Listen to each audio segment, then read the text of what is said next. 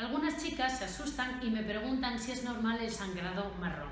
En este tutorial os voy a explicar a qué se debe.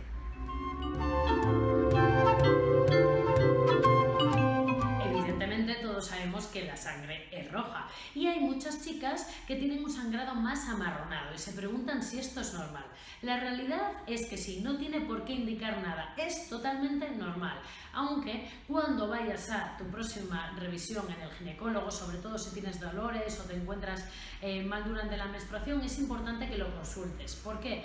Porque ese sangrado marrón puede ser debido a distintos factores, pues por ejemplo a mucho estrés, a problemas alimenticios, puede ser debido también a pólipos que a veces aparecen en el útero y no está mal que lo revises. También este sangrado marrón aparece en chicas que toman anticonceptivos hormonales. Esto es muy habitual porque sabéis que este es un efecto secundario que puede provocar la cantidad de reglas se reduce y aparece este manchado que es un poco diferente, mucho más suave.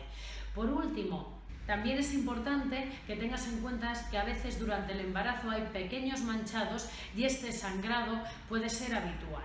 Como ves, no tienes por qué preocuparte, lo más normal es que sea totalmente saludable, pero consúltale a tu ginecólogo la próxima vez que vayas o si de verdad siempre te ocurre, te encuentras mal, lo mejor es que acudas ya al médico, se lo plantees y así descartemos que pueda ser debido a otras causas.